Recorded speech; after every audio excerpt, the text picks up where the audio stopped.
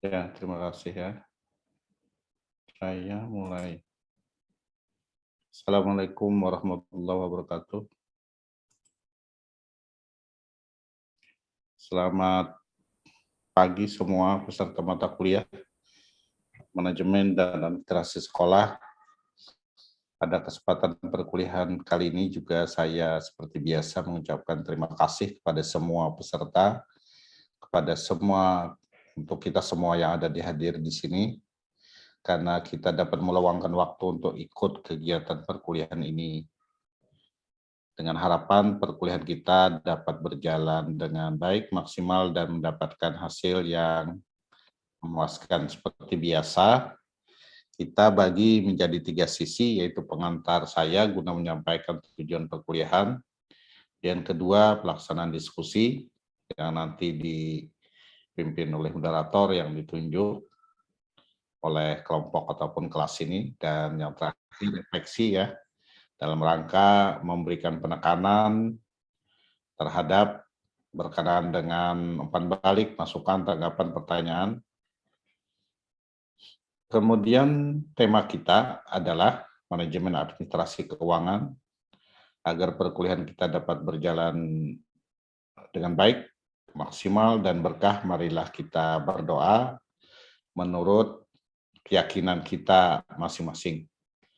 Berdoa mulai. Bismillahirrahmanirrahim. Iya, alhamdulillah ya nasta'in ihdinas siratal mustaqim siratal ladzina an'amta 'alaihim ghairil maghdubi 'alaihim waladdallin. Selesai. Baik, tujuan perkuliahan kita seperti sesuai dengan tema, yaitu mahasiswa dapat mengidentifikasi manajemen keuangan dan administrasi keuangan. Agar waktu kita menjadi efektif dan efisien, saya persilahkan kepada moderator untuk memimpin pelaksanaan diskusi kita. Silakan. Baik, terima kasih kepada Bapak. Izin memulai, Bapak. Ya. Assalamualaikum warahmatullahi wabarakatuh. Yang terhormat Bapak Dr. Suhaimi MPD selaku dosen pembimbing pada mata kuliah manajemen dan administrasi sekolah serta teman-teman yang saya banggakan. Puji syukur marilah kita panjatkan kepada Allah Subhanahu wa Ta'ala, dan salawat serta salam semoga tetap tercurahkan kepada baginda Rasulullah Muhammad Sallallahu Alaihi Wasallam. Adapun topik yang akan kita bicarakan mengenai pada diskusi kali ini yaitu tentang manajemen dan administrasi keuangan. Saya Dwi Setiawati selaku moderator akan membimbing jalannya diskusi ini. Sebelumnya, saya akan memperkenalkan anggota kelompok 9,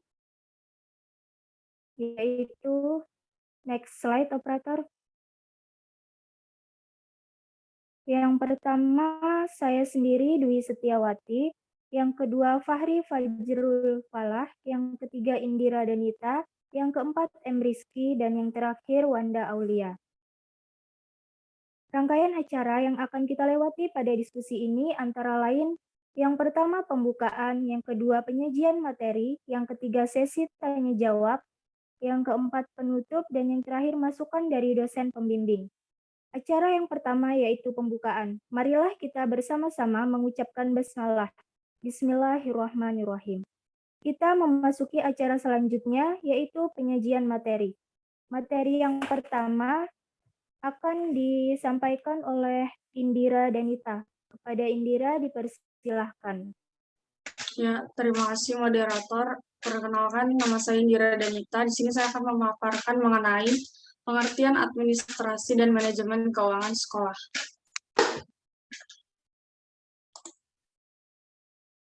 Administrasi adalah salah satu istilah yang memang sudah tidak asing lagi dalam dunia kerja. Kata administrasi sering dikaitkan dengan kegiatan catat-mencatat, surat menyurat, dan sebagainya. Hal inilah yang menjadikan setiap lembaga, instansi, dan perusahaan pasti memiliki sebuah sistem administrasi. Sedangkan manajemen keuangan sekolah yaitu secara garis besar, manajemen keuangan sekolah adalah kegiatan pengelolaan keuangan sekolah. Kegiatan tersebut meliputi perencanaan anggaran, pengorganisasian, pembukuan, pelaksanaan atau pembelanjaan, pengawasan, dan terakhir pertanggungjawaban. Next slide, operator.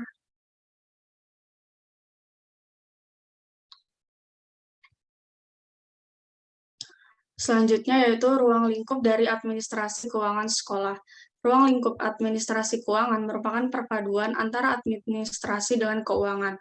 Administrasi berkaitan dengan proses pengelolaan, sedangkan keuangan berkaitan dengan sumber daya uang yang akan menjadi roda kehidupan usaha sehingga penggunaan harus efektif dan efisien.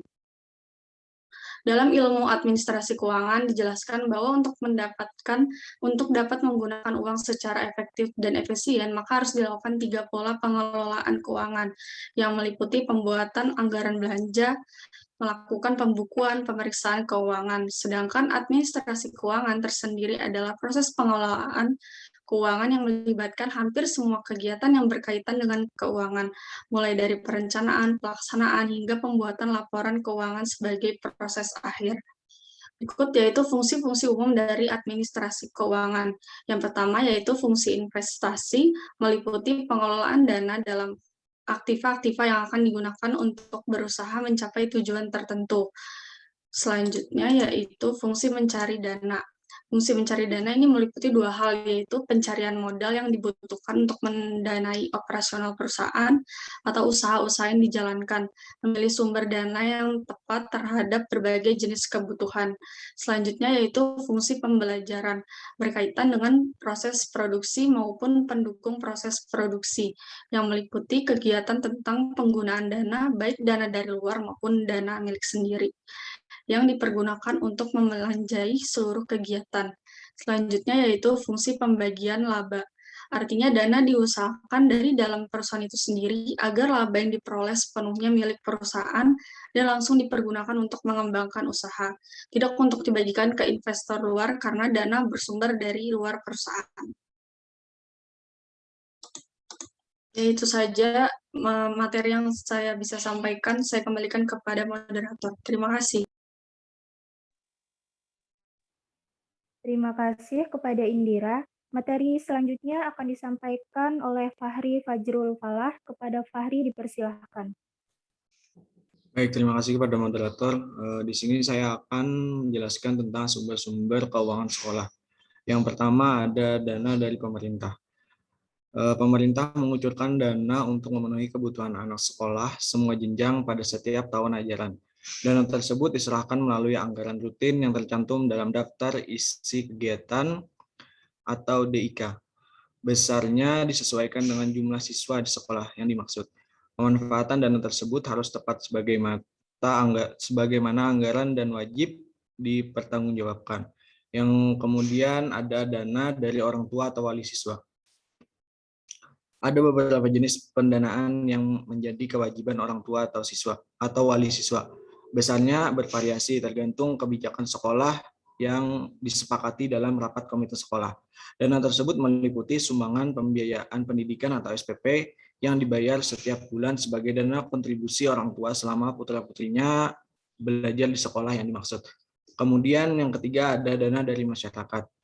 Sama seperti dana sukarela dan dana dari masyarakat ini juga tidak mengikat. Umumnya diberikan oleh anggota masyarakat atau tokoh organisasi, yayasan, dan badan usaha yang peduli kepada kegiatan pendidikan yang pada suatu sekolah. Yang keempat ada dana alumni. Sesuai namanya, sumber dana sekolah ini didapat dari para alumni sekolah yang tidak selalu berupa dana segar. Para alumni dapat berperan serta untuk meningkatkan mutu pendidikan di bekas sekolahnya dengan menyediakan perlengkapan belajar, buku-buku di perpustakaan, dan lain sebagainya. Dana alumni dapat dikumpulkan misalnya pada gelaran acara lustrum atau reuni sekolah. Yang kelima ada dana kegiatan. Sumber dana ini didapat sebagai balasan dari layanan suatu kegiatan, misalnya gelaran pentas seni, program pelatihan yang diadakan sekolah, ekstrakurikuler, dan sebagainya. Yang keenam ada dana dari keuntungan sekolah. Beberapa sekolah juga membuka bisnis untuk mendapatkan profit. Beberapa jenis usaha yang biasanya diselenggarakan sekolah adalah kedai fotokopi dan penjilitan. kantin sekolah, operasi, pameran tahunan, dan sebagainya. Pengelola bisnis bisa berasal dari staf sekolah atau dilakukan bergantian dengan siswa. Next slide, Dr.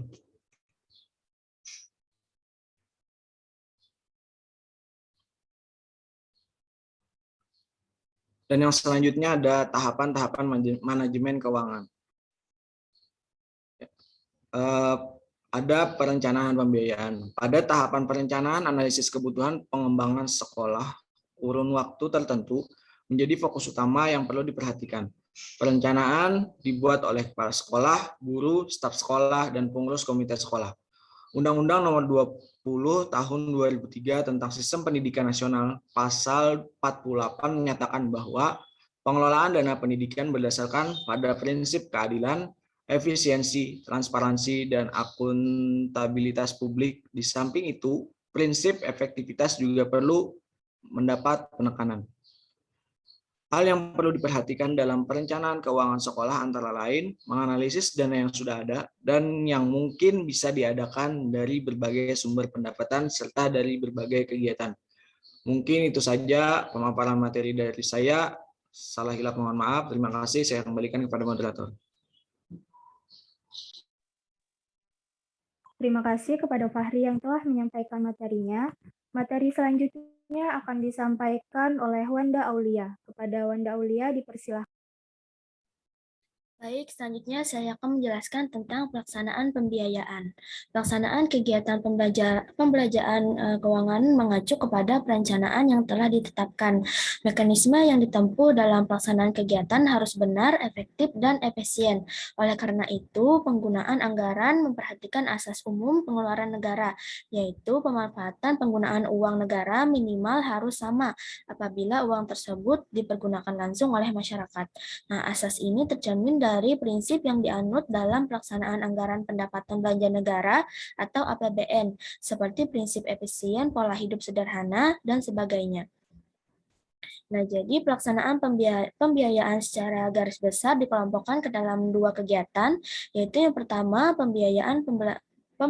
penerimaan pembiayaan pendidikan sekolah dari sumber-sumber dana perlu dibukukan berdasarkan prosedur pengelolaan yang selaras dengan ketetapan yang ada. Sedangkan sumber dana tersebut harus meliputi anggaran rutin, anggaran pengembangan, anggaran penunjang pendidikan, dana masyarakat, donatur, dan lain-lain.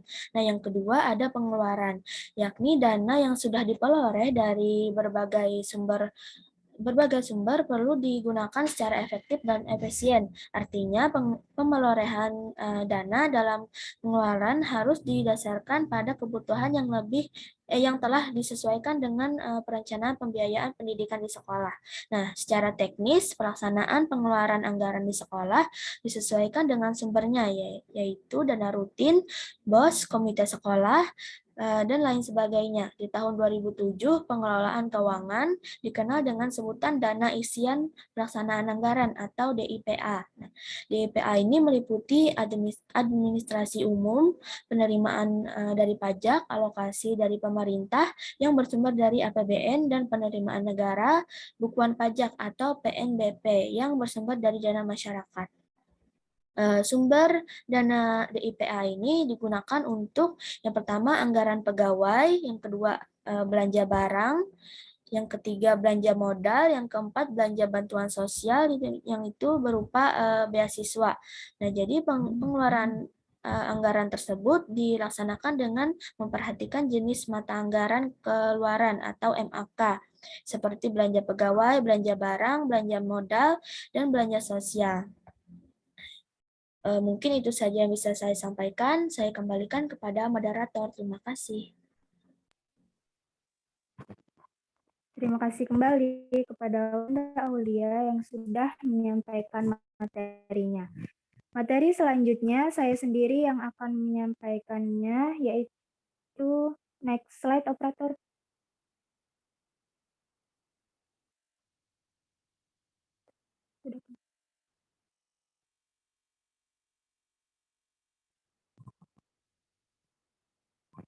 Yaitu tentang evaluasi pembiayaan dan pertanggungjawaban keuangan sekolah.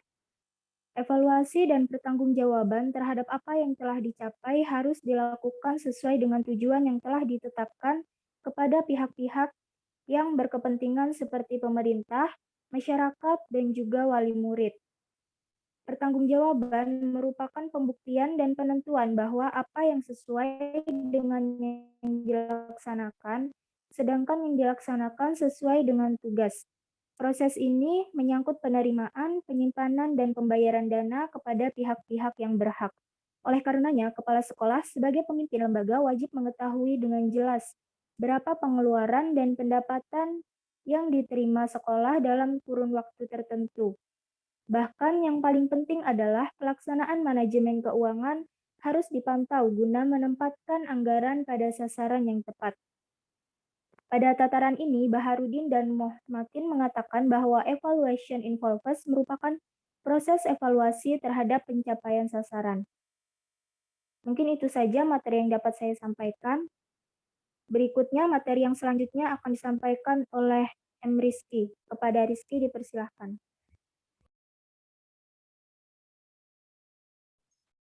Baik, terima kasih kepada moderator. Selanjutnya yaitu mengenai hal-hal yang berpengaruh terhadap pembiayaan pendidikan. Ada faktor eksternal dan faktor internal. Faktor eksternal yang pertama, berkembangnya demokrasi pendidikan. Di Indonesia, demokrasi pendidikan dirumuskan dengan jelas dalam pasal 31 Undang-Undang Dasar 1945 ayat 1 dan ayat 2. Konsekuensi dari adanya demokrasi ini, pemerintah menyediakan dana untuk itu. Yang kedua, kebijaksanaan pemerintah. Kebijaksanaan pemerintah dalam bidang pendidikan meliputi yang pertama, pemberian pembiayaan yang besar bagi pendirian gedung dan kelengkapannya. Yang kedua, meringankan beban siswa dalam bentuk pembebasan atau SPP. Yang ketiga, ada tuntutan akan pendidikan. Kenaikan tuntutan akan pendidikan terjadi di mana-mana. Di dalam negeri, tuntutan akan pendidikan ditandai dari segi kuantitas, yaitu semakin banyaknya orang yang menginginkan pendidikan, dan juga segi kualitas, yaitu naiknya keinginan memperoleh tingkatan pendidikan yang lebih tinggi. Terus adanya inflasi. Yang dimaksud dengan inflasi adalah keadaan menurunnya nilai mata uang suatu negara. Faktor inflasi sangat berpengaruh terhadap biaya pendidikan karena harga satuan biaya tentu naik mengikuti kenaikan inflasi. Terus ada faktor internal. Pertama, ada tujuan pendidikan. Salah satu contoh ialah bahwa tujuan pendidikan berpengaruh terhadap besarnya biaya pendidikan adalah tujuan institusional suatu lembaga pendidikan. Berubahnya tujuan pendidikan guru ke arah penguasaan 10 kompetensi dibandingkan dengan tujuan yang lama, mempengaruhi besarnya biaya yang harus dikeluarkan. Terus yang kedua, ada pendekatan yang digunakan. Strategi belajar mengajar cara lama, misalnya dengan metode ceramah, dengan pengelolaan klasikan tentu lebih murah jika dibandingkan dengan metode lain dan pendekatan secara individual. Yang ketiga, ada materi yang disajikan. Materi pelajaran yang menuntut dilaksanakannya praktek, bengkel, dan laboratorium menuntut lebih banyak biaya jika dibandingkan dengan materi pembelajaran yang hanya dilaksanakan melalui penyampaian teori. Terus yang terakhir, ada tingkatan dan jenis pendidikan. Hal ini didasari dengan pertimbangan lamanya jam belajar, banyaknya ragam bidang pelajaran, jenis materi yang diajarkan, banyaknya guru yang terlibat, sekaligus kualitasnya dan tuntutan terhadap kompetensi lulusannya. Misalnya, biaya pendidikan di sekolah dasar akan jauh berbeda dengan biaya pendidikan di perguruan tinggi, apalagi bagi jurusan yang banyak memerlukan praktek. Mungkin sekian pemaparan dari saya akan berikan kepada moderator.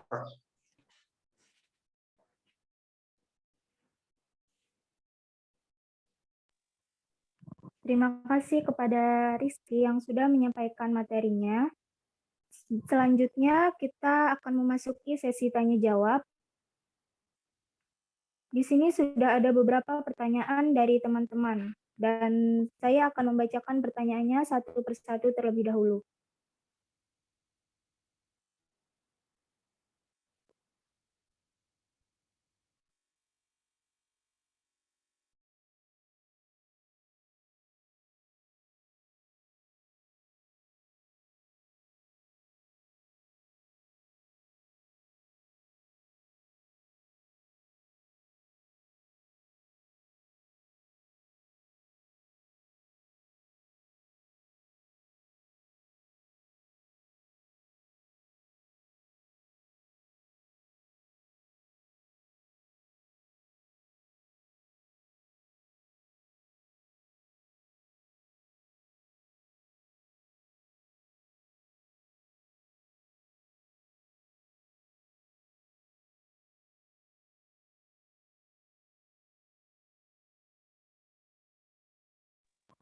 Mohon maaf, tunggu sebentar.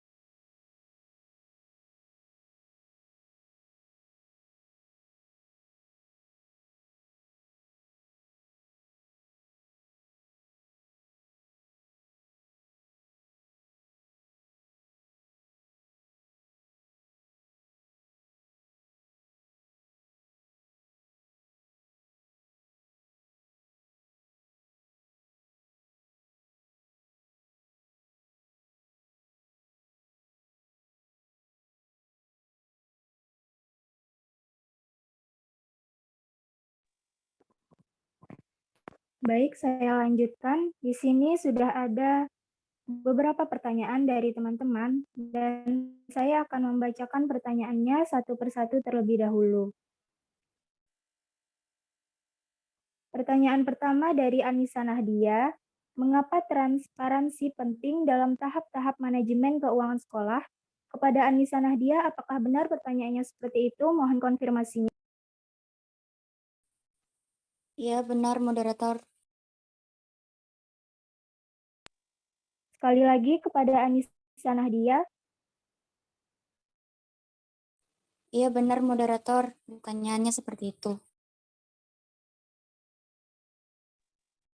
Ya, terima kasih. Next slide, operator.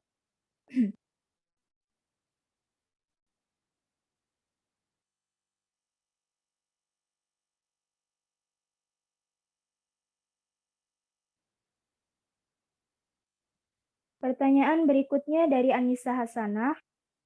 Apa yang menjadi penyebab permasalahan pembiayaan pendidikan sekolah di Indonesia dan bagaimana cara mengatasinya?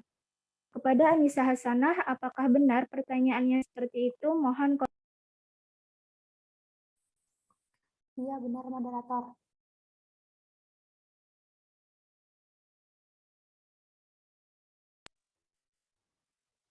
Ya, terima kasih kepada Anissa Hasanah. Berikutnya, next slide, operator.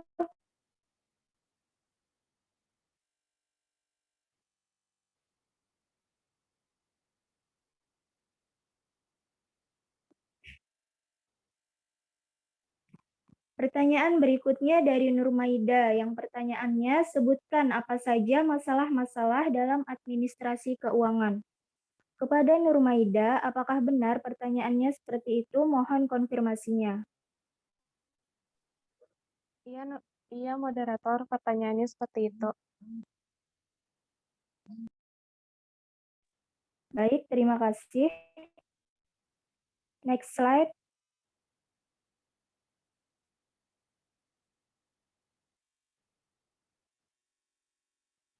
Pertanyaan berikutnya dari Rama S. Apa yang perlu direncanakan agar pengelolaan keuangan sekolah menjadi efektif? Kepada Rama S, apakah benar pertanyaannya seperti itu? Mohon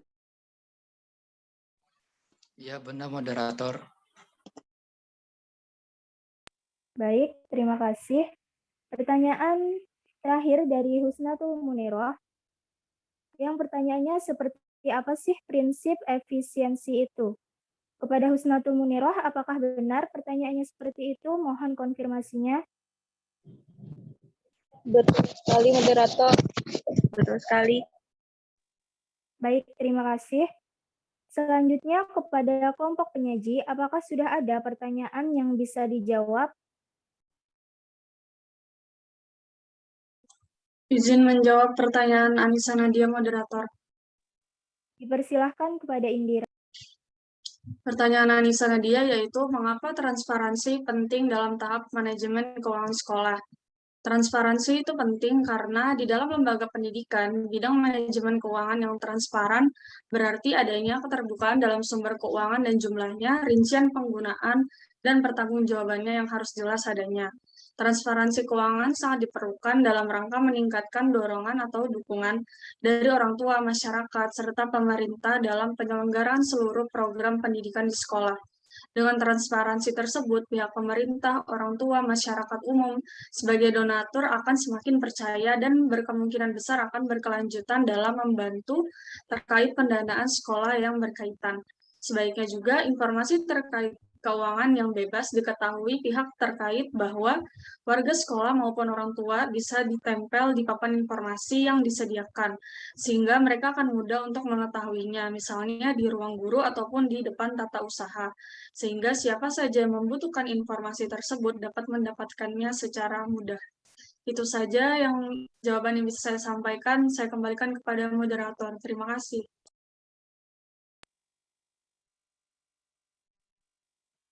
Terima kasih kepada Indira yang telah menjawab pertanyaan dari Anissa Nahdia. Selanjutnya dipersilahkan kepada teman-teman yang ingin menambahkan atau menyanggah agar mengaktifkan mic-nya.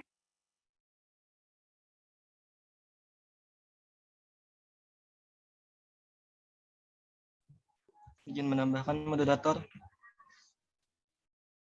Sekali lagi, apakah ada yang ingin menambahkan atau menyanggah? Izin menambahkan moderator. Ya, dipersilahkan. Baik, terima kasih. Menambahkan sedikit dari pertanyaan Anissa Nahdia, mengapa transparansi penting dalam tahap-tahap manajemen keuangan sekolah? Jadi, transparansi dapat meningkatkan rasa saling percaya antara pengurus, masyarakat, orang tua, dan pegawai sekolah dengan memberikan informasi dan memudahkan untuk mendapatkan informasi yang akurat dan memadai. Sehingga dalam pengeluaran dana uang yang diperlukan untuk keperluan sekolah akan dipantau dengan memberikan rinciannya. Dengan hal tersebut dapat menghilangkan rasa kecurigaan dan kekhawatiran terhadap penggunaan keuangan sekolah. Mungkin itu saja yang bisa saya sampaikan. Terima kasih. Saya kembalikan pada moderator. Terima kasih kepada Rahmat Hairinor yang telah menambahkan. Kepada teman-teman, apakah ada yang ingin menambahkan lagi?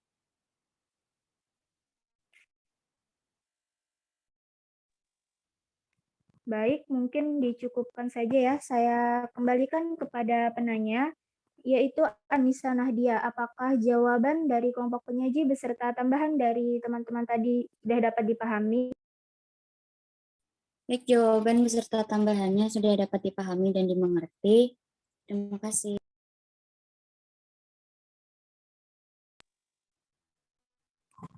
Terima kasih kepada Anissa Nahdia yang telah bertanya.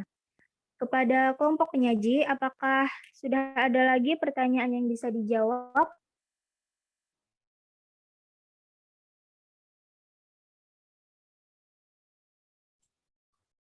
Izin menjawab dari pertanyaan Anissa Sana, moderator. Dipersilahkan kepada Fahri. Baik, di sini saya ingin menjawab dari pertanyaan Hanisa Hasanah yang pertanyaannya, apa yang menjadi penyebab permasalahan pembiayaan pendidikan sekolah di Indonesia dan bagaimana cara mengatasinya? Beberapa permasalahan pendidikan di Indonesia antara lain ialah permasalahan pembiayaan pendidikan sekolah di Indonesia, manajemen keuangan yang dikelola dengan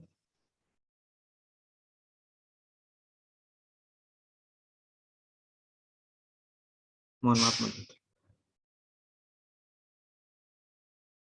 pertama ada penyelewengan keuangan yang dilakukan oleh oknum terkait. Yang kedua ada kurangnya sumber pemasukan sekolah, hanya berstandar pada keuangan yang berasal dari siswa. Yang ketiga ada pemasukan yang kecil yang disebabkan adanya bencana seperti masa pandemi yang menyebabkan orang tua tidak membayar SPP, disebabkan karena tidak ada proses belajar mengajar atau memang kondisi orang tua yang kehilangan pekerjaan dan tidak mampu membayar. Belanja kebutuhan yang cukup besar melebihi pemasukan keuangan yang ada. Dan yang terakhir ada kebutuhan untuk pengembangan infrastruktur yang lebih besar, fasilitas pendidikan dan sebagainya. Kemudian cara mengatasinya adalah sebagai berikut. Yang pertama ada memperbaiki manajemen keuangan, melakukan perbaikan secara menyeluruh, mulai dari tenaga keuangan yang baru dan memahami kerja dengan baik. Pola laporan keuangan, perencanaan, belanja yang baik, dan sebagainya. Manajemen yang baik akan sangat berpengaruh pada pengelolaan. Yang kedua ada kreativitas mencari pemasukan. Jaringan yang dibangun oleh pihak sekolah harus kuat secara eksternal sehingga dapat membantu meningkatkan sumber pemasukan keuangan sekolah. Yang ketiga ada reformasi secara mental. Pilihlah orang-orang yang jujur dan memiliki kompetensi yang baik dalam pengelolaan lembaga pendidikan. Mental pimpinan akan sangat berpengaruh kepada mental bawahannya. Yang keempat, mencari sumber pemasukan internal sekolah. Sekolah bisa membuat unit-unit usaha yang dapat membantu meningkatkan pemasukan keuangan internal sekolah. Melalui koperasi hal ini bisa diwujudkan. Kemudian yang terakhir ada memanfaatkan lembaga pinjam dana pendidikan. Sebuah sekolah seringkali mengalami masalah keuangan untuk pembiayaan kebutuhan tertentu, mulai dari sarana dan fasilitas sekolah, penyelenggaraan program, hingga untuk optimalisasi kegiatan belajar mengajar. Mungkin itu saja jawaban dari saya. Saya kembalikan kepada moderator. Terima kasih. Terima kasih kepada Fahri Fajrul Falah yang telah menjawab. Selanjutnya dipersilahkan kepada teman-teman yang ingin menambahkan atau menyanggah agar mengaktifkan mikrofonnya. Izin menambahkan, moderator. Dipersilahkan. Baik, terima kasih atas waktunya. Assalamualaikum warahmatullahi wabarakatuh. Perkenalkan, nama saya Nur Hidayah dengan nomor absen 25. Di sini saya ingin menambahkan sedikit jawaban dari pertanyaan Anissa Hasanah, apa yang menjadi penyebab permasalahan pembiayaan pendidikan sekolah di Indonesia dan bagaimana cara mengatasinya. Nah, jadi biaya pendidikan sekarang ini tidak murah lagi karena dilihat dari penghasilan rakyat Indonesia setiap harinya. Mahalnya biaya pendidikan tidak hanya pendidikan di perguruan tinggi, melainkan juga biaya pendidikan di SD sampai di SMA. Walaupun sekarang sekolah sudah mendapat bantuan operasional sekolah atau dana BOS, semuanya masih belum mencukupi biaya pendidikan bagi masyarakat yang kurang mampu. Pendidikan di Indonesia ini masih merupakan investasi yang mahal, sehingga diperlukan perencanaan keuangan serta disiapkan dana pendidikan sejak dini.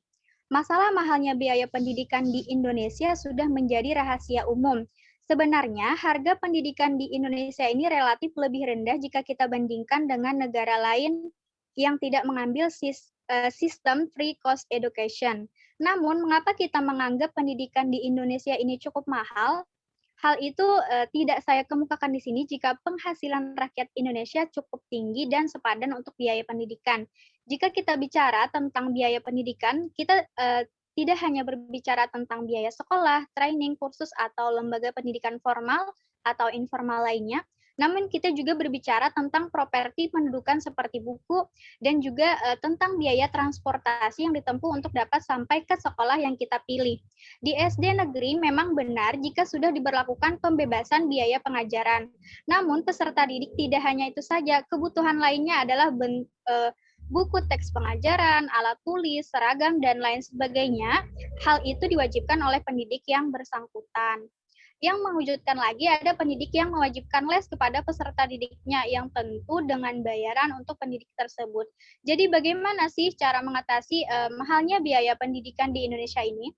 Besar kecilnya subsidi pemerintah inilah yang membuat mahal atau murahnya biaya pendidikan yang harus dibayarkan oleh orang tua atau masyarakat.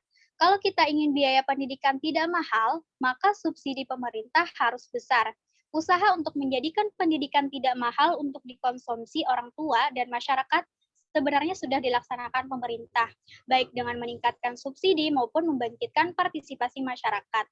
Dari berbagai masalah tadi, maka harus ada solusi bagaimana agar pendidikan dapat berjalan dengan baik, terjangkau oleh semua masyarakat, dan tetap sebanding dengan mutu pendidikan yang diperoleh masyarakat. Karena hak mendapatkan fasilitas biaya pendidikan yang murah atau gratis itu merupakan hak masyarakat sebagai pembayar pajak. Yang pertama, diperlukan kejujuran dan rencana yang strategis dari jajaran birokrasi pendidikan untuk mengimplementasikan anggaran pendidikan pada program pembiayaan pendidikan gratis atau murah bagi masyarakat. Dan yang kedua, dalam sekolah harus dibersihkan dari berbagai biaya pungutan, seperti biaya LKS, biaya seragam, biaya uang gedung, biaya ekstrakurikuler, dan lain-lain. Oleh karena itu, harusnya program pemberantasan korupsi itu harus bisa menyentuh dunia pendidikan, terutama di sekolah-sekolah. Yang ketiga, kebijakan dari bidang pendidikan yang menyepakati program kapasitasi pendidikan harus diberhentikan atau dihapus. Selanjutnya, untuk mengatasi anggapan masyarakat yang menganggap bahwa mahalnya biaya pendidikan karena adanya praktik korupsi yang dilakukan pejabat dan birokrasi sekolah, solusi yang kiranya perlu dilakukan oleh sekolah adalah di setiap akhir tahun sekolah, perlu menyampaikan laporan tentang keuangan kepada wali murid, baik uang masuk maupun pengeluaran uang sekolah. Dalam penyampaian laporan, perlu disertai bukti atau kwitansi yang jelas, sehingga wali murid dapat percaya bahwa tidak ada penyelewengan dana. Jadi mungkin itu tadi tambahan dari saya. Mohon maaf jika ada kesalahan atau kekurangan. Terima kasih, saya kembalikan kepada moderator. Terima kasih kepada Nur Hidayah yang telah menambahkan. Kepada teman-teman, apakah ada lagi yang ingin menambahkan?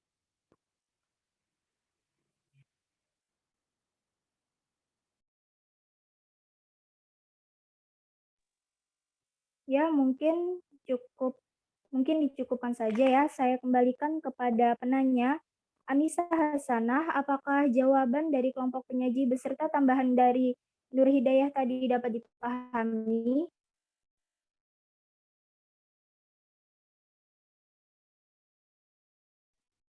Baik, terima kasih moderator. Jawaban sudah bisa diterima dan dipahami. Terima kasih kepada kelompok yang sudah menjawab dan teman-teman yang menambahkan. Saya kembalikan ke moderator. Baik, terima kasih kembali kepada Anissa Hasanah. Selanjutnya, kepada kelompok penyaji untuk menjawab pertanyaan berikutnya. Izin menjawab, moderator. Ya, dipersilahkan kepada Wanda Aulia. Baik, perkenalkan nama saya Wanda Aulia. Di sini saya ingin menjawab pertanyaan dari Nur Maida. Yang pertanyaan tadi, sebutkan apa saja masalah-masalah dalam administrasi keuangan. Jadi ada beberapa masalah yang muncul dalam bidang administrasi keuangan. Yang pertama ada masalah terbatasnya biaya. Yang kedua ada masalah peningkatan kepercayaan internal. Yang ketiga ada masalah peningkatan eksternal. Yang keempat ada masalah tidak sesuainya peraturan keuangan. Yang kelima ada masalah peningkatan kemampuan administratif. Yang keenam ada masalah perimbangan keuangan. Yang ketujuh ada masalah sistem administrasi keuangan.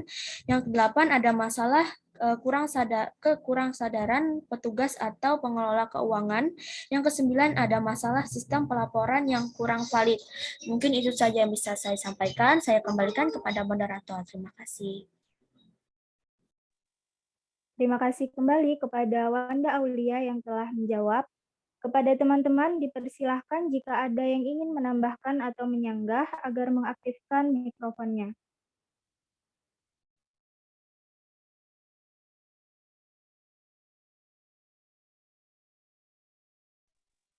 Izin menambahkan Sekali moderator. lagi kepada ya, dipersilahkan.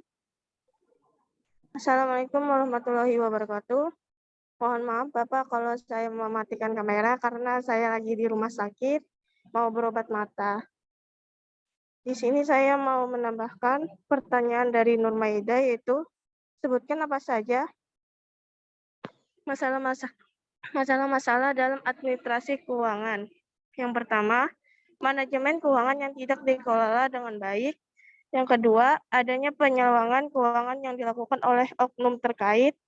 Yang ketiga, kurangnya sumber pemasukan sekolah hanya bersandar pada keuangan yang berasal dari siswa.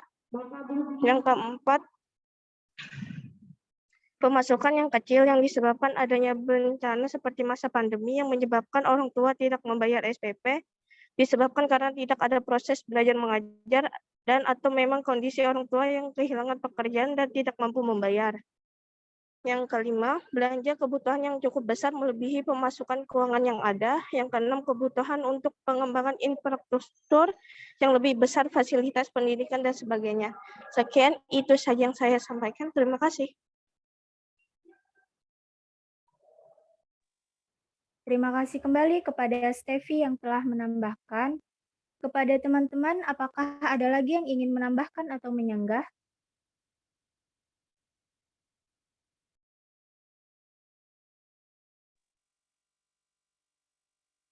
Baik, sepertinya tidak ada lagi ya.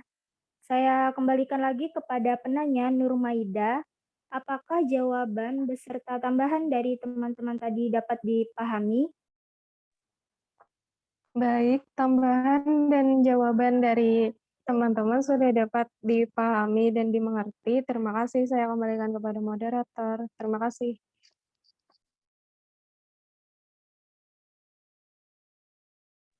Terima kasih kembali kepada Nur Maida. Selanjutnya kepada kelompok penyaji dipersilakan untuk menjawab pertanyaan berikutnya.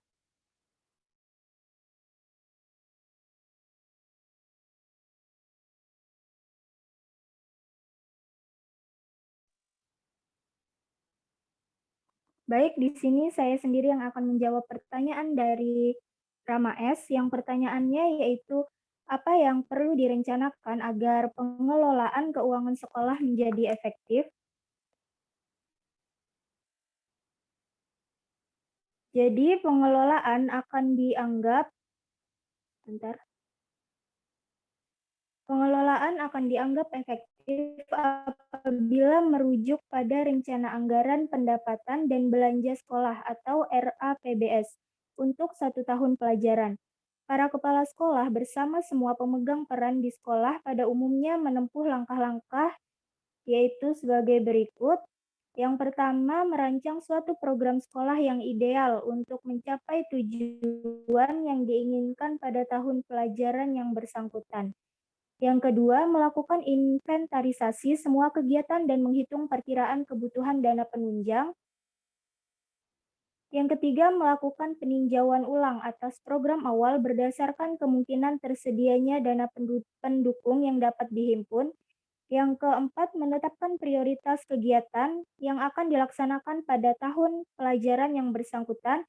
Dan yang kelima, melakukan perhitungan rinci pemanfaatan dana yang tersedia untuk masing-masing kegiatan. Yang keempat, menuangkan perhitungan-perhitungan rinci tersebut ke dalam suatu format yang telah disepakati untuk digunakan oleh setiap sekolah. Dan yang terakhir, pengesahan dokumen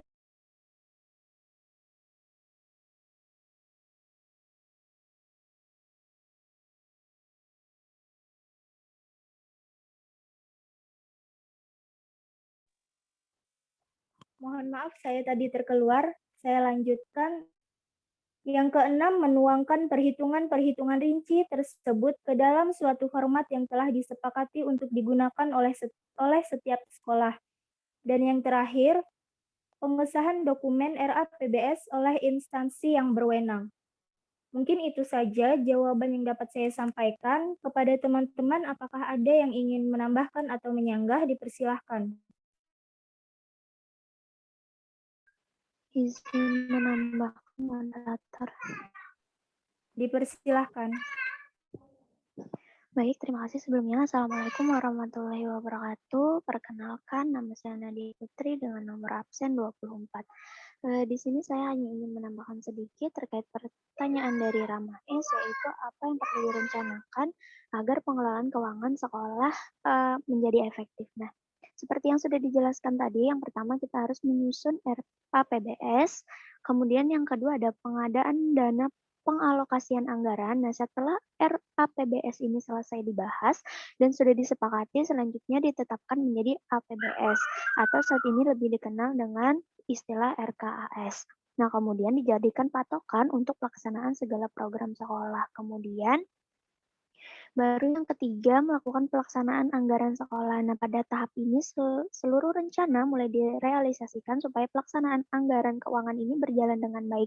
Dibutuhkan pengorganisasian ada pengelolaan pada masing-masing yang bersangkutan. Nah, kemudian yang keempat harus melakukan pemantauan. Pihak yang bertugas perlu memantau pelaksanaan anggaran keuangan ini tadi supaya semuanya berjalan lancar sesuai rencana, terlaksana secara runtut dan diselesaikan sesuai dengan tujuan. Kenapa hal ini sangat penting untuk dijalankan? Nah, supaya realisasi anggaran tepat sasaran dan tidak ada penyimpangan. Kemudian kita harus ada pembukuan keuangan sekolah. Nah, pada tahap pembukuan ini seluruh transaksi keuangan dicatat dengan sedemikian rupa. Transaksi juga perlu dicantumkan dengan demikian, transaksi bisa terlacak dan jelas berapa nilai transaksinya. Nah, kemudian harus ada pertanggungjawaban. Nah, pada tahap ini seluruh penerimaan dan pengeluaran keuangan sekolah dilaporkan.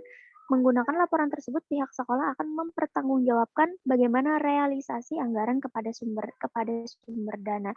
Nah, yang terakhir ada penilaian kinerja. Mengacu pada laporan keuangan tadi, manajemen keuangan sekolah bisa dinilai kinerjanya. Apakah sudah sesuai harapan atau belum? Nah, pihak sekolah bisa melaksanakan manajemen keuangan sekolah yang baik sesuai dengan peraturan-peraturan yang berlaku. Nah, jadi ini adalah hal-hal yang perlu direncanakan atau yang perlu dilakukan agar pengelolaan keuangan di sekolah ini bisa menjadi efektif. Mungkin itu saja dari saya. Mohon maaf jika terdapat kesalahan. Terima kasih. Wassalamualaikum warahmatullahi wabarakatuh. Saya kembalikan kepada moderator.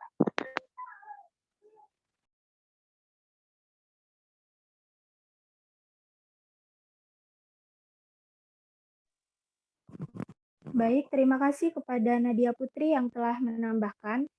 Kepada teman-teman, apakah ada lagi yang ingin menambahkan atau menyanggah? Dipersilahkan.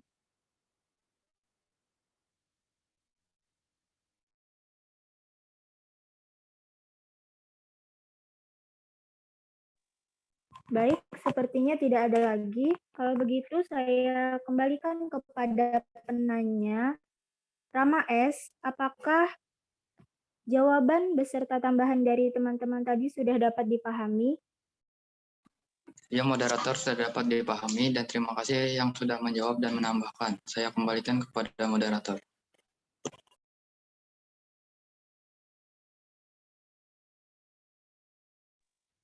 Baik, terima kasih kepada Rama S yang telah bertanya. Selanjutnya kepada kelompok penyaji untuk menjawab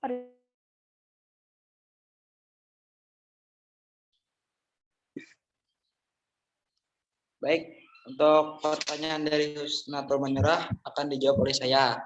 Pertanyaannya tadi seperti apa prinsip efisiensi? Jadi efisiensi dapat diartikan sebagai cara untuk mencapai suatu tujuan yang optimal atau cepat dan tepat, serta sesuai keinginan dengan meminimalkan sumber daya yang dikeluarkan. Sumber daya yang dimaksud adalah tenaga, uang, dan waktu, gunanya untuk menghindari pemborosan. Bekerja secara efisien adalah bekerja menggunakan sumber daya yang sesuai. Dari penjelasan sebelumnya, efisien berkaitan dengan waktu. Itu benar karena seseorang yang bekerja secara tidak langsung akan memperhatikan segala aspek termasuk waktu. Selain itu, saya juga bisa diartikan sebagai manage control. Sekian jawaban dari saya.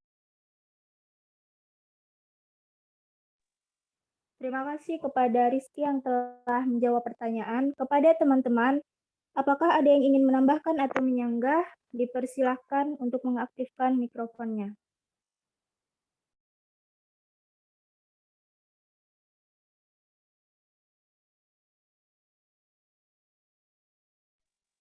Sekali lagi, kepada teman-teman, apakah ada yang ingin menambahkan atau menyanggah? Ya, sepertinya tidak ada. Saya kembalikan kepada Husnatul Munirah. Apakah jawaban dari kelompok penyaji sudah bisa dipahami? Sudah dapat dipahami. Terima kasih, moderator. Saya kembalikan ke moderator. Baik, terima kasih kembali kepada Husnatul Munirah. Demikian tadi diskusi dari kelompok 9. Selanjutnya saya akan menyampaikan kesimpulan dari materi diskusi pada hari ini. Kesimpulannya yaitu kata administrasi sering dikaitkan dengan kegiatan catat-mencatat, surat-menyurat, dan sebagainya. Hal inilah yang menjadikan setiap lembaga, instansi, dan perusahaan pasti memiliki sebuah sistem administrasi. Sedangkan manajemen keuangan sekolah adalah kegiatan pengelolaan keuangan sekolah. Kegiatan tersebut meliputi perencanaan anggaran, pengorganisasian, pembukuan, pelaksanaan atau pembelanjaan, pengawasan, dan juga pertanggungjawaban. Ruang lingkup administrasi keuangan merupakan perpaduan antara administrasi dengan keuangan. Administrasi berkaitan dengan proses pengelolaan, sedangkan keuangan berkaitan dengan sumber daya uang yang akan menjadi roda kehidupan usaha, sehingga penggunaan harus efektif dan efisien. Pada umumnya, fungsi administrasi dalam perusahaan sama dengan manajemen. Hal yang membedakannya yaitu fungsi administrasi untuk menentukan tujuan perusahaan, sedangkan fungsi manajemen lebih bersifat ke dalam kegiatan yang perlu dilaksanakan untuk pencapaian tujuan dalam batas kebijaksanaan. Adapun fungsi umum dari administrasi keuangan yaitu fungsi investasi, fungsi mencari dana, fungsi pembelajaran, dan fungsi pembagian laba. Sedangkan sumber-sumber keuangan sekolah berasal dari dana dari pemerintah, dana dari orang tua atau wali, dana dari masyarakat, dana alumni, dana kegiatan, dan dana dari keuntungan usaha sekolah. Mungkin itu saja kesimpulan yang dapat saya sampaikan. Selanjutnya saya kembalikan kepada Bapak Dr. Suhaimi MPD selaku dosen pembimbing mata kuliah manajemen dan administrasi sekolah untuk memberi masukan serta tambahan pada diskusi ini. Kepada Bapak, dipersilakan. Ya, terima kasih. Beberapa hal yang telah disampaikan atau yang telah ditanyakan telah terjawab. Hanya saja saya mau menekankan beberapa hal yang berkaitan dengan masalah keuangan ya. Jadi pertama, makalah ini memang pada dasarnya ada menyinggung sedikit tentang perusahaan. Nah, itu dalam rangka untuk mengadopsi saja sebenarnya fungsinya. Yang penting kalau sudah ada kaitannya dengan sekolah, lalu perusahaan itu dilepas ya. Jadi ada konsep perusahaan itu sebagai pemikiran untuk mengadaptasi saja sebenarnya. Seperti contoh yang disebutkan sumber dana ya, sumber-sumber keuangan sekolah. Itu dana pemerintah, nah itu betul ya. Jadi kita tahu bahwa dana pemerintah itu dana BOS. Dan ada lagi, ada dua macam ya. Dana pemerintah itu dana operasional, yaitu adalah dana BOS, dan dana investasi yang berupa pengadaan sarana prasarana, termasuk pengadaan ruangan kelas dan peralatan. Itu namanya adalah investasi, dana investasi. Dalam artian bahwa yang diinvestasikan itu betul atau yang yang diberikan bantuan itu berupa bangunan ataupun sarana prasarana, tapi profitnya itu adalah hasil belajar atau perbaikan kualitas daripada pendidikan bangsa kita itu sendiri ya. Ini pemerintah itu sebenarnya pemerintah pusat ya, kalau pemerintah daerah sebenarnya dana dekon yang dari hasil pengembalian ya. Pengembalian daripada dana daerah yang disetor ke pusat kemudian dikembalikan lagi ke daerah sebagai dana dekonsentrasi. Kemudian dana dari orang tua itu tahu kita kan dari SPP ya. Dana masyarakat, nah katakan saja ada lembaga ataupun dunia usaha dari masyarakat itu yang membantu sekolah. Jadi mirip sebenarnya dari orang tua dan masyarakat ya. Orang tua itu adalah bagian daripada masyarakat. Tapi dalam hal ini adalah instansi ya, instansi atau dunia usaha yang dimana kalau semakin maju suatu perusahaan di sekitar ya, di sekitar sekolah, maka dia sebenarnya ada kewajiban untuk membantu sekolah. Makanya ada yang disebut dengan dana CSR ya.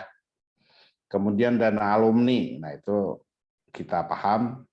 Dana kegiatan itu maksudnya sumber dananya dari mana. Nah, ini harus diperjelas dana kegiatan, kemudian yang terakhir dana keuntungan usaha ya. Usaha itu sebenarnya kalau sekolah setiap sekolah yang maju hari ini kan ada yang disebut dengan life skill ya, atau ada yang disebut dengan kewirausahaan. Nah itu ada usaha daripada sekolah dan artian koperasi ataupun unit produksi lain. Kalau di SMK itu ada dia menjual barang dari hasil praktek ya. Praktek daripada siswa itu berupa produk ya, produk benda. Nah, itu bisa dijual ataupun dicari biaya atau hasil usaha itu dari yang untuk masyarakat kemudian nanti akan didapatkan hasil usahanya. Nah, sekarang kalau naik ke dana kegiatan, nah mungkin kegiatannya seperti itu. Jadi kalau dia praktek, nah lalu prakteknya sudah bernilai, sudah ada kualitasnya, maka hasil daripada kegiatan praktek itu bisa dijual barangnya. Misalnya kalau SMK dia membuat peralatan, katakan saja meja atau kursi, ataupun tralis atau apa saja yang sifatnya dapat dijual dalam kegiatan itu, maka dapat mendukung daripada dana pendidikan di sebuah sekolah. Tapi di sini mandangnya secara umum ya, tidak menunjuk pada sekolah SMK, SD atau apalah. Tapi kalau SD kan produksinya untuk cari keuntungan kan tidak ada. Kecuali nanti dia berjual, ada jualan dari hasil karya keterampilan siswa, ya itu ada. Nah ini kita harus juga pertegas sumber keuangan sekolah ya. Kemudian tahap-tahap daripada manajemen itu pertama tadi perencanaan. Pak, betul ya, perencanaan itu pada intinya disebutkan dalam Undang-Undang Nomor 20 Tahun 2003 dalam sistem pendidikan nasional bahwa pengelolaan atau perencanaan itu berprinsip pada keadilan. Betul ya, tidak boleh kita di atas segalanya itu adalah keadilan, efisiensi, tidak poros, transparan dalam pengelolaan semua orang atau semua yang berkepentingan itu boleh untuk bisa menanyakan dan meminta informasi. Jadi transparansi ini tidak selamanya dikonsumsi oleh seluruh publik ya. Hanya saja orang-orang yang berkepentingan, misalnya ya, para supervisi ataupun para pengawas itu harus wajib tahu. Kemudian si pemberi dana wajib tahu. Pengelola itu wajib tahu ya. Warga sekolah wajib tahu, tapi bukan berarti transparansi ini seluruhnya dipublish ya, karena memang ada segala sesuatu itu harus dijelaskan, tidak semata-mata. Jadi transparansi ini selain daripada paparan ataupun pengumuman, juga harus ada penjelasan. Tidak semata-mata pengumuman saja sehingga orang bisa salah tafsir ya. Akuntabel. Nah, akuntabel itu secara akuntansi, secara audit itu bisa dipertanggungjawabkan. Efektivitas tadi sudah dijelaskan ya. Maka dalam perencanaan itu dibuatkan suatu kajian awal atau mencari kebutuhan apa saja yang harus diprioritaskan. Apakah semua kita di sini tahu apa yang dalam bentuk perencanaan pembiayaan itu apa? Misalnya RAPBS, nah itu ada pasti dalam perencanaan itu.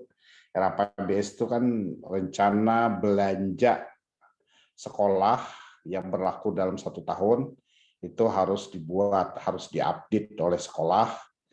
Kemudian di situ termasuk waktu dan ada biaya dan ada dana. Maka masing-masing subbagian itu memiliki lagi pencatatan tersendiri dalam hal pembiayaan. Kan kalau dalam era APBS itu kegiatan-kegiatan, daftar-daftar kegiatan, kemudian biayanya secara gelondongan ya. Jadi misalnya kegiatan pertama tentang pelaksanaan ujian nasional, pelaksanaan ujian atau kegiatan AKM, kemudian penerimaan siswa baru, kemudian lomba keterampilan siswa. Nah, itu seluruhnya kan sesuai kepada ayatnya, maka jumlahnya ada tersendiri ya. Kemudian hari ulang tahun sekolah misal. Kemudian ada lagi hari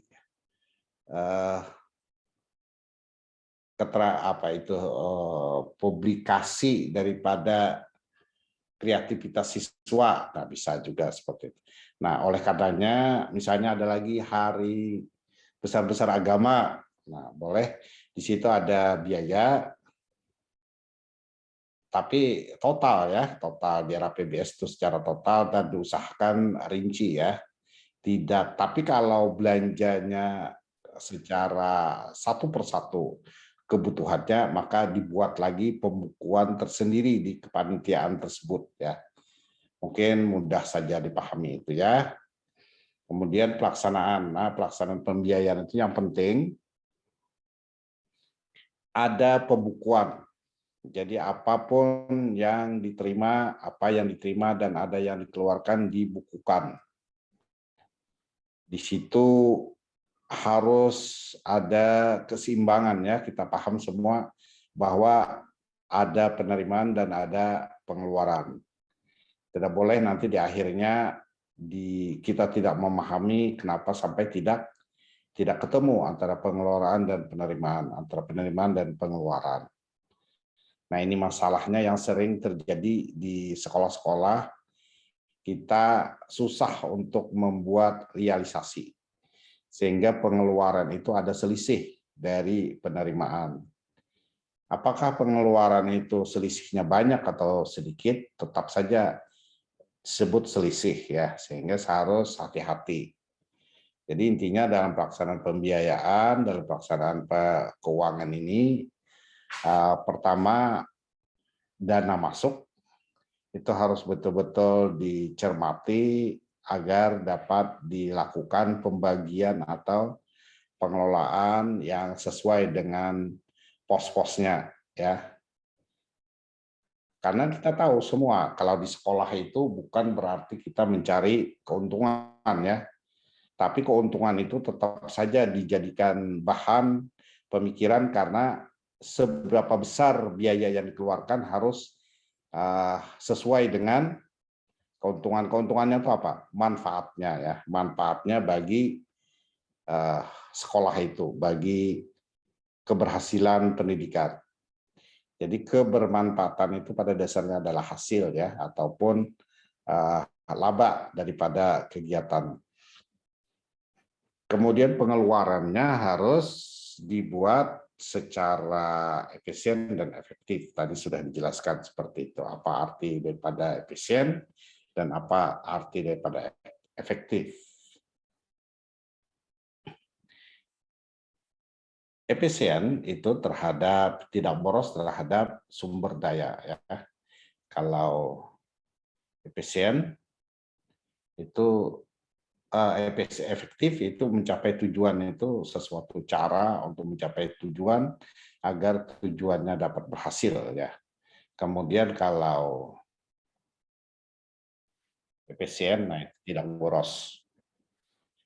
Nah, proses yang menyangkut penerimaan, penyimpanan, pembayaran dana kepada pihak-pihak yang berhak, nah itu harus betul-betul dicermati. Makanya ini ukuran daripada penyimpangan ya.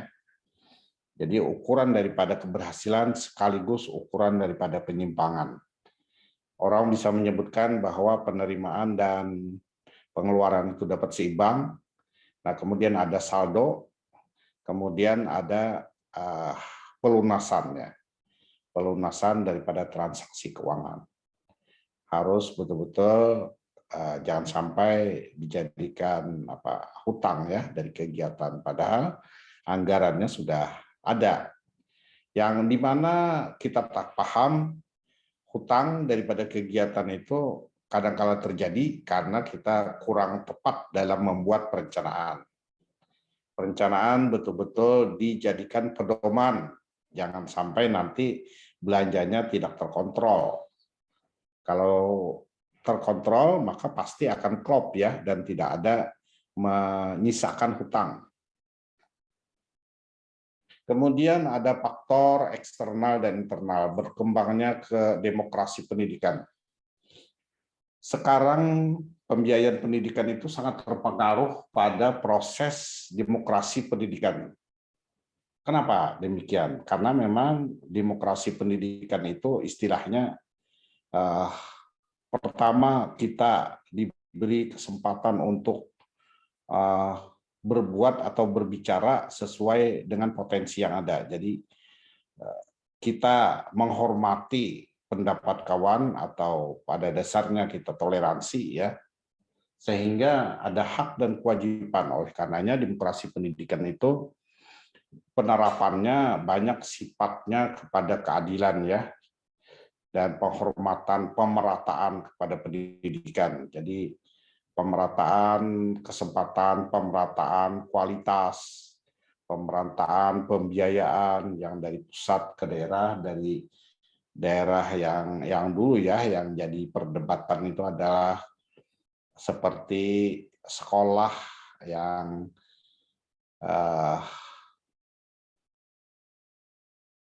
berpotensi internasional yang kemarin diprotes orang karena sifatnya tidak demokratis ya, atau sekolah unggulan yang kemarin disebutkan RSB rintisan sekolah internasional. Nah, itu diprotes karena tidak bersifat demokratis. Kenapa? Karena orang-orang yang kaya atau yang memiliki keuangan saja yang bisa masuk ke sana. Kenapa? Karena di sana berbiaya besar ya, tidak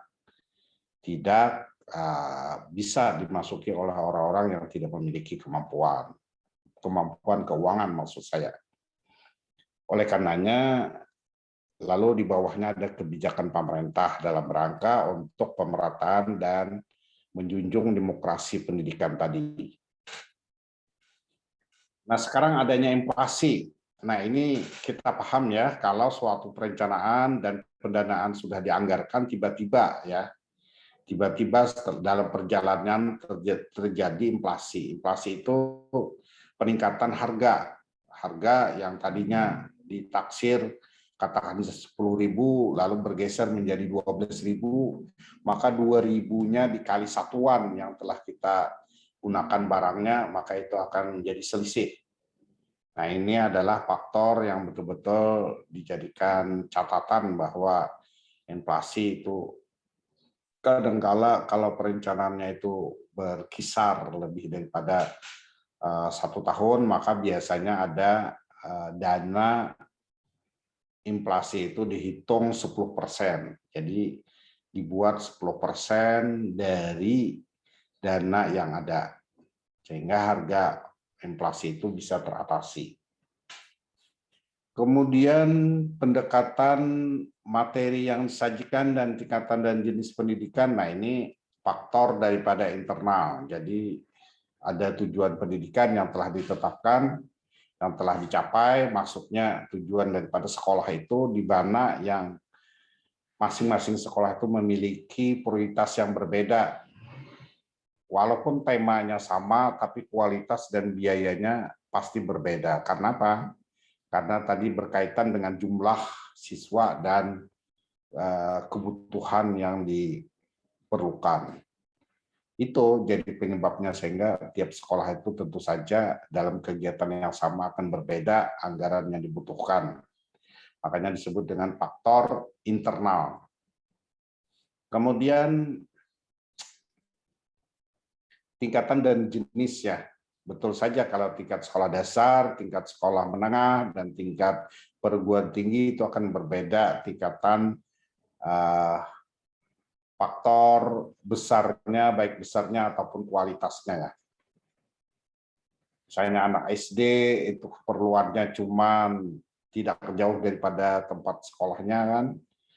Maka kalau sekolah menengah mungkin lebih jauh sehingga memerlukan transportasi. Jadi selain daripada biaya sekolah dan keperluan untuk jajan ataupun makanan daripada anak, tentu saja ada tambahan yaitu transportasi. Nah, jadi ada tingkatan-tingkatan itu sesuai kepada keperluan daripada tingkatan, misalnya ada SD, ada SMP, ada SMA, ada SMK, kemudian ada perguruan tinggi, itu berbeda jumlahnya ataupun kuantitasnya. Demikian juga materi yang disajikan. Jadi walaupun dalam pembelajaran, konteks pembelajaran juga, tapi kalau materi yang disajikan itu atau yang digunakan itu sangat beragam, maka biayanya juga akan berbeda. Demikian juga pendekatan yang digunakan. Jadi dalam pendekatan pembelanjaan itu juga akan berbeda. Jadi pendekatannya itu misalnya ya dipenuhi secara lengkap atau dipenuhi sesuaikan kepada prioritas yang seharusnya atau yang diperlukan. Nah, itu ada perbedaan daripada jumlah yang diperlukan. Apalagi untuk mencapai tujuan pendidikan di setiap sekolah itu akan berbeda sesuai pada juga sumber dana yang ada. Yang penting bisa menggunakannya secara efektif ya dan efisien. Sampai di sini waktu juga yang membatasi kita. Atas perhatian semua mahasiswa, mungkin jangan lupa ya untuk bisa presensinya jangan kelupaan. Kemudian yang kedua, mata kuliah kita ini tolong dibaca dan diulang-ulang karena kita dalam akhir-akhir menjelang berakhir mata kuliah ini ya, maka akan ada UAS. Untuk beberapa mahasiswa ada yang bertanya ke saya tentang perkuliahan kita, apakah online ataupun tatap muka, itu kita ikuti saja apa yang dibuat atau yang diprogramkan oleh fakultas ataupun diprogramkan oleh prodi. Kalau prodi menulis kita itu atau online, maka kita lakukan secara online. Saya tidak memasalahkan, yang penting itu kita ikuti saja petunjuk yang dimintakan ke kita untuk mata kuliah kita. Demikian, terima kasih. Saya kembalikan ke moderator ataupun narasumber untuk menutup kegiatan kita.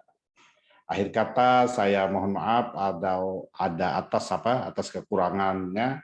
Saya akhiri dengan mengucapkan wassalamualaikum warahmatullahi wabarakatuh. Waalaikumsalam warahmatullahi wabarakatuh. Ya. Ada lagi? Baik. Tanyakan? Ya. Ya, silakan. Moderator.